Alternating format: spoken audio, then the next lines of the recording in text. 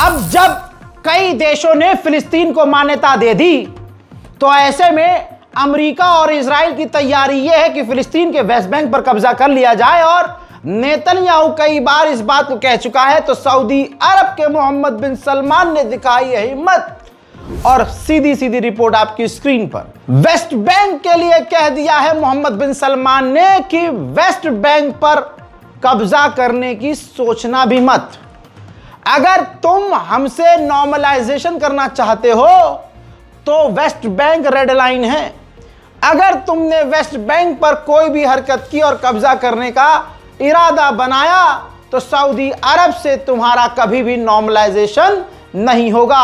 हमारे लिए West Bank red line है। वहीं ईसाइयों के सबसे बड़े धर्मगुरु पोप ने भी कह दिया है कि इजराइल गाजा के अंदर मार काट, दंगा फसाद, हमले और लोगों को जबरदस्ती उनकी जमीनों से निकालना बंद कर दे। यमन के अंसारुल्लाह ने कहा है, हूथी के लीडर ने, कि अगर इजराइल ने गाजा, फिलिस्तीन, यमन, ईरान को हरा दिया तो फिर वो दूसरे देशों के पीछे जाएगा और उनके साथ भी वही करेगा। उधर सऊदी अरब ने ऐलान किया है कि यमन की गवर्नमेंट को $368 मिलियन दिया जाएगा। खुश होने की जरूरत नहीं है। यमन की सरकार बिल्कुल अलग है और यमन में रहने वाले हूथीज अलग हैं। हूथीज की आइडियोलॉजी अलग है और जो यमन की गवर्नमेंट है, जाहिर सी बात है, वो सऊदी अरब और अमेरिकी मानसिकता पर चलती है। Prakash Raj south Indian actor को कौन नहीं जानता भाई, बॉलीवुड में धमाल मचा रखा है इस आदमी ने। दोस्तों, चेन्नई में फिलिस्तीन के समर्थन में हिंदुस्तान में कहीं सबसे सही और जेन्युइन प्रदर्शन हुआ तो चेन्नई में हुआ, जिसमें प्रकाश राज मौजूद थे। उन्होंने कहा कि इजराइल गाजा के अंदर जो कर रहा है इसका जिम्मेदार अमेरिका भी है और भारत का प्रधानमंत्री चुप है। यह शर्म की बात है और क्योंकि भारत के प्रधानमंत्री मोदी जी खामोश हैं, इसलिए गाजा में जो कुछ हो रहा है उसके जिम्मेदार प्रधानमंत्री मोदी भी हैं। प्रकाश राज ने यह भी कह डाला कि गाजा के अंदर इजराइल जेनोसाइड कर रहा है। सुन लीजिए। மனித நேயத்துக்காக அந்த அடிப்படையில் செய்கிற எல்லாருக்கும் வணக்கம். நான் பேசுறதை விட காசால கலைஞர் பேசுறதை நான் அவங்களோட பேசுவேன். அண்ணன் ஒரு கேள்வியை கேட்டார், எங்களை நிறைய பேரை கேட்பாங்க, என்னையும் வெற்றிமாறனையும் அமீரையும் அண்ணன் சத்யராஜனையும், நீங்கள்லாம் கலைஞர்கள் எங்கடா வர்றீங்க எங்க? ஒரு அநியாயத்துக்கு எதிராக பேசுறது அரசியல் என்றால் நாங்க அரசியல் தான் பேசுவோம். ஒரு கவிதை இருக்கு, இந்த போர் இருக்கு இல்லையா, போर முடிஞ்சிடும்। सिर्फ यही नहीं दोस्तों, साउथ इंडियन एक्टर बहुत बड़े जिनको हम कटप्पा के नाम से जानते हैं, जिन्होंने कटप्पा का कैरेक्टर किया था, वो भी इस प्रोटेस्ट में शामिल हुए। उन्होंने कहा कि हमें और हम जैसे आर्टिस्ट को ऐसे इंसानियत वाले प्रोग्राम में शामिल होना चाहिए। जो इंसानियत के लिए आवाज ऐसे प्रदर्शन उठा रहे हैं, हमें उनमें शामिल होना चाहिए। गाजा में जो कुछ हो रहा है सरासर गलत है। இந்த மாதிரி மனித நேயத்திற்காகவும் மனித விடுதலைக்காகவும் பயன்படாவிட்டால் நாங்கள் பிரபலமான நடிகர்களாகிறது ஒரு மயிருக்கு பிரயோஜனம். காசாவில் நடந்து கொண்டிருக்கும் படுகொலை என்பது பார்க்கவே சகிக்க முடியலைங்க. எப்படி அந்த மனிதாபிமானத்தோடு அவங்க போய் மேலே அந்த குண்டு போடுறாங்க, அந்த குழந்தைகள் சாகிறது எல்லாம் பார்க்கும்போது இந்த காசாவின் ஒரு தாக்குதல் நடந்தவன் எப்படி நிம்மதியாக படுத்து தூங்குவான்? அவனுக்கு மனிதாபிமானமே இல்லையா? குரங்கிலிருந்து மனிதன் பிறந்தான்னு சொல்றாங்க. இவனுக்கெல்லாம் வந்து முழுசா மனுஷன் ஆகல, ஒரு ஆஃப் வேல் அப்படியே நின்றுட்டாங்க. அதனால தான் அந்த புத்தி இருக்குது. இதை வந்து உலக நாடுகள் தடுத்து நிறுத்த வேண்டும், ஐநா சபை முடிவெடுக்க வேண்டும். ஒவ்வொரு முறையும் வந்து ஒரு இனத்தின் விடுதலைக்காக போராடும் போது இது மாதிரி தான் இனப்படுகொலை நடக்கிறது। हजरात, यही तो शर्म की बात है कि एक तरफ भारत के प्रधानमंत्री कहते हैं कि भाई फिलिस्तीन को हम मानते हैं, फिलिस्तीन को मोदी जी मदद भी भेजते हैं, लेकिन जहां पर स्टैंड लेना चाहिए वहां ले नहीं रहे। अब आप देखिए, इटली अंग्रेज है ना, मुस्लिम देश नहीं है ना। इटली ने क्या किया जो मुस्लिम देशों ने भी नहीं किया। ऐसे मुस्लिम हुक्मरानों पर लानत है कि वो देख रहे हैं कि गैर मुस्लिम देश क्या कर रहे हैं और हम क्या कर रहे हैं। इटली ने बैन कर दिया है इजराइल को टूरिज्म इवेंट से, यानी इजराइल से इटली धीरे धीरे बिल्कुल किनारे हो रहा है। जो भारत में रहकर तालियां पीट रहे हैं, वी स्टैंड विद इजराइल, हजरात इजराइल की आवाम जनता खुद इजराइल के साथ नहीं है, नेतन्याहू के साथ नहीं है, क्योंकि एक नेतन्याहू ने सारे यहूदियों को परेशान किया हुआ है। एक कामयाब मुल्क जो तेजी से तरक्की कर रहा था, उस देश को जंग में डालकर वहां के नींद चैन सब कुछ यहूदियों का उड़ा दिया है। आज इजराइल के अंदर नेतन्याहू के खिलाफ प्रदर्शन हो रहा है और यह रोज हो रहा है।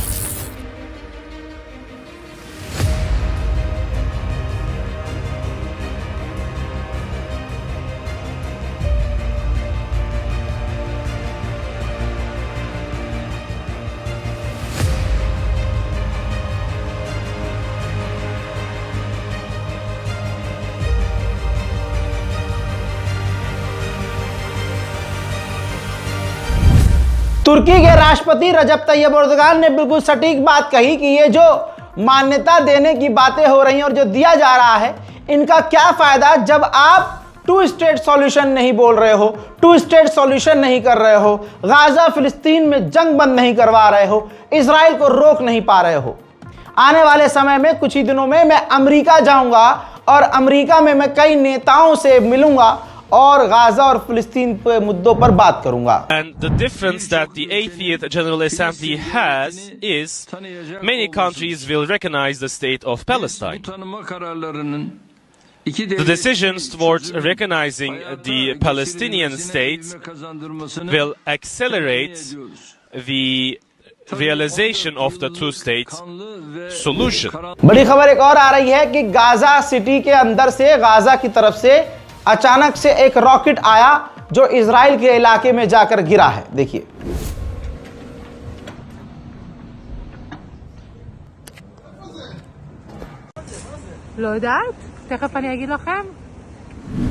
हजरात हजरात हजरात, अगर किसी के अंदर कीड़ा हो कि हम इजराइल के साथ हैं, भारत के बहुत सारे एक समाज है, उस समाज के खास पार्टी से जुड़े हुए जो मुसलमानों से नफरत करते हैं, उनके अंदर का जो कीड़ा है वो मचलता है कि हम इजराइल जाएंगे, काश हमें इजराइल बुला ले और हम इजराइल को सपोर्ट करें।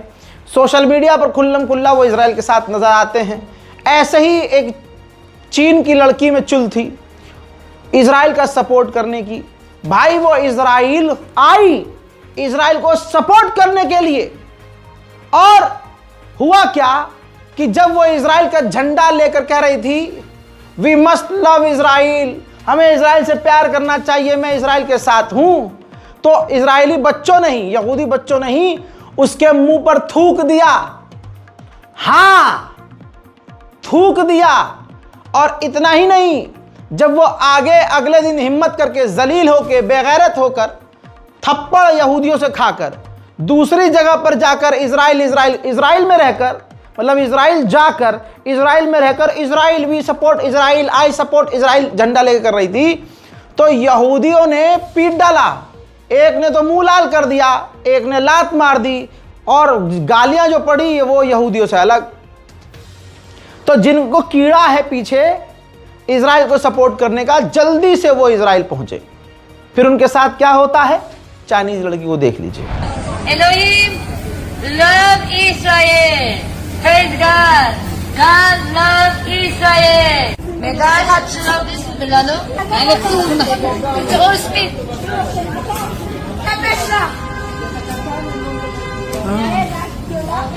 No. The father name of Yeshua, right? Whoa, whoa. He slapped my face. Wow. He slapped my face. Jewish people. Jewish people, you really breaking my heart. हज़रात मोहतरम, समझ में आ गई ना बात? तो रिपोर्ट शेयर कर दीजिएगा। उधर इजराइल गाजा पर पूरी ताकत से हमलावर है। हमले के बाद के जो मंजर है उससे आप अंदाजा लगा सकते हैं कि गाजा में हो क्या रहा है।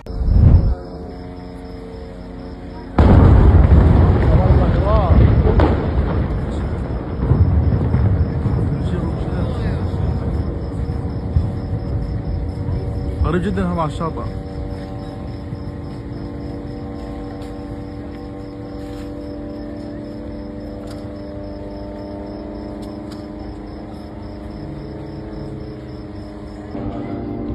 So the Israeli military just bombed somewhere in Shia neighborhood. As you can clearly see, maybe they just burned something or somewhere. As you can clearly see how the smoke is heavy.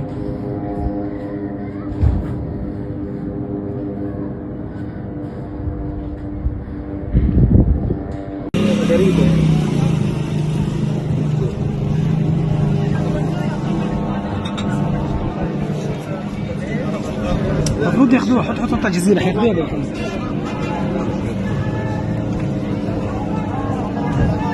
Gaza अब main जो Gaza का centre इलाका है लगभग अब वो खाली किया जा रहा है, क्योंकि अब ये क्लियर नजर आ रहा है कि कोई भी गाजा के साथ खड़ा नहीं होगा। तो मंजर अब ये है, ज़्यादातर तस्वीरें अब यही आ रही हैं कि अब गाजा को फिलिस्तीन के लोग, गज्जा के लोग छोड़ रहे हैं। लगातार ट्रकों, बसों पर चढ़कर या फिर टांगों पर सवार होकर गाजा से निकल रहे हैं। जिगर को छलनी करने वाली ये तस्वीर अब रोज आ रही है। इजराइल के सैनिक जो गाजा में हैं वो पता है क्या कर रहे हैं? जरा इस तस्वीर को देखिए जो उन्होंने इंस्टाग्राम पर शेयर की है। गाजा के एक इलाके की, एक खाली इलाके की तस्वीर क्लिक करके पोस्ट की है और उस पर लिखा है कि अगर किसी को यहां पर विला बनाना है तो वो मुझसे कांटेक्ट करे, मैं उसकी मदद करूंगा। तो आप समझ सकते हैं कि इजराइल के सैनिक तक गज्जा में क्या कर रहे हैं। इजरायली लोगों का जब आप मानसिकता समझेंगे ना तो आपको एक मिनट के लिए शैतान भी शरीफ लगेगा। एक इजरायली सैनिक जो गज्जा में नरसंहार कर रहा था, धमाका होता है और उसकी एक टांग गायब हो जाती है। इजराइल ले जाया जाता है, उसका इलाज होता है और अब नकली टांग लगाई जाती है। इजरायली महिला पत्रकार ने उनसे पूछा कि अब तुम क्या चाहते हो, तुम्हारा ख्वाब क्या है? तो अभी भी वो कहता है कि मेरा ख्वाब यह है कि मैं मशीन गन पर चढ़ूं, गाजा के अंदर घुसूं और सबको मार दूं। הנה יש לי פרוטזה יפה, תראי איזה יופי, היא גמישה גם. מה החלום? לשים פה חצובה עם מג, להיכנס לעזה, להרוג את כולם, את כולם להרוג, זה החלום. בהצלחה. תודה רבה. सेंट्रल गाजा के अंदर इजराइल घुस चुका है। लीजिए मुलायजा फरमाइए, गाजा के अंदर इजराइल की फौज घुस चुकी है और जहां इजराइल की फौज घुसी है वहां पर अब फिलिस्तीन के लोग नदारद हैं, फिलिस्तीन के लोग नजर नहीं आ रहे हैं। मेरे दोस्तों, गाजा के अंदर जिस जगह पर इजराइल के सैनिक घुस गए हैं वहां पूरी ताकत से घुसे हैं। इजराइल के टैंक, आर्म व्हीकल्स, हथियारबंद गाड़ियां, हथियार सब वहां पर अब गाजा में मौजूद हैं। मुझे ऐसा लगता है इन तस्वीरों को देखकर कि इजराइल के खिलाफ ये सिर्फ ड्रामा है कि हम फिलिस्तीन को मान्यता दे रहे हैं। भाई, अगर फिलिस्तीन को मान्यता दे रहे हैं तो सबसे पहले जो देश फिलिस्तीन को मान्यता दे रहे हैं उन्हें इजराइल को गाजा के अंदर हमले करने से रोकना चाहिए। बाइडन, अमेरिका में जब बाइडन की सरकार थी तो एक खतरनाक बुलडोजर था जिसकी रिक्वायरमेंट थी इजराइल को, तो बाइडन ने मना कर दिया था कि हम ये बुलडोजर नहीं देंगे। लेकिन अब ट्रंप ने परमिशन दे दी है और ज़रा इस तस्वीर को देखिए, ये शैतान दिखने वाला खतरनाक बड़ा हैवी सा जो बुलडोजर है ये इजराइल को अमेरिका ने, ट्रंप ने दे दिया है और अब वो बुलडोजर गज्जा के अंदर पहुंच चुके हैं। अब तमाम चीज़ों को किनारे करके एक बात समझ लीजिए, बड़ी बात है, इजराइल खुल्लम खुल्ला वेस्ट बैंक पर कब्जा नहीं कर रहा है। वो बिना बताए चुपके से वेस्ट बैंक के ऊपर कब्जा करना शुरू कर चुका है। वहीं फिलिस्तीन के वेस्ट बैंक के इलाके की ये तस्वीर जिसमें आप देखिए जो सेटलर्स हैं, इजरायली सेटलर्स, इजरायली आम लोग हैं, वो फिलिस्तीनियों के घरों और उनकी ज़मीनों पर, उनके इलाकों पे हमला कर रहे हैं।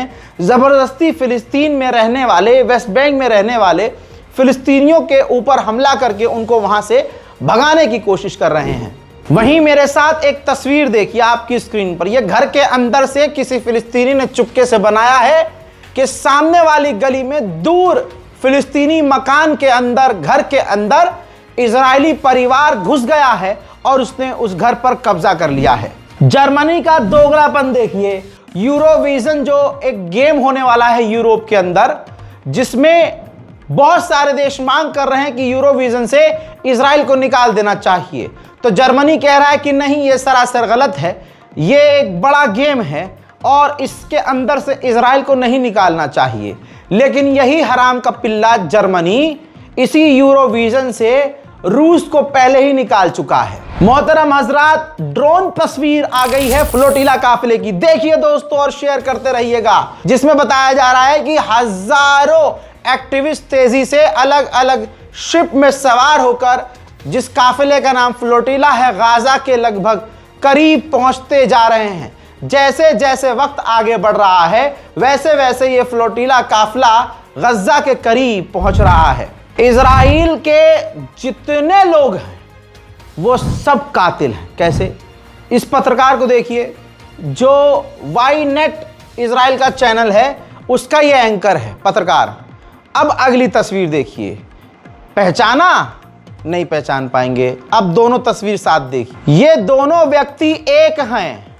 जो इजराइल का चैनल का एंकर है वो गजा गया था, इजराइल की सेना में शामिल होकर गाजा के अंदर उसने नरसंहार किया और अब वो वापस आकर पत्रकारिता कर रहा है। अमेरिका का एक कैदी जो हमास की कैद में था, जब आज़ाद हुआ तो अमेरिका में उसने जाकर स्पीच दी, मतलब एकदम जोशीली, कि अब मैं फिर से इजराइल जाऊंगा, इजराइल की सेना का वर्दी पहनूंगा और फिर गाजा जाऊंगा और फिर मैं हमास से लड़ूंगा।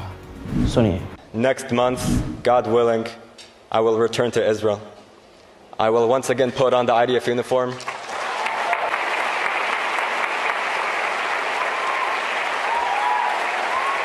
I will once again put on the IDF uniform and I will proudly serve alongside my brothers. My story does not end with survival, it continues with service. आदा नित्साखन। मोहतरम हजरात, ये तो हाल है, ये चल रहा है मिडिल ईस्ट में। इस रिपोर्ट को शेयर कीजिए और इंतजार कीजिए मेरे अगले अपडेट का। अपनी राय कमेंट में लिखिए। हमारे चैनल रज़ाग्राफी अनस्क्रिप्टेड को सब्सक्राइब कीजिए और अपनी दुआओं में हमें याद रखिए। जय हिंद।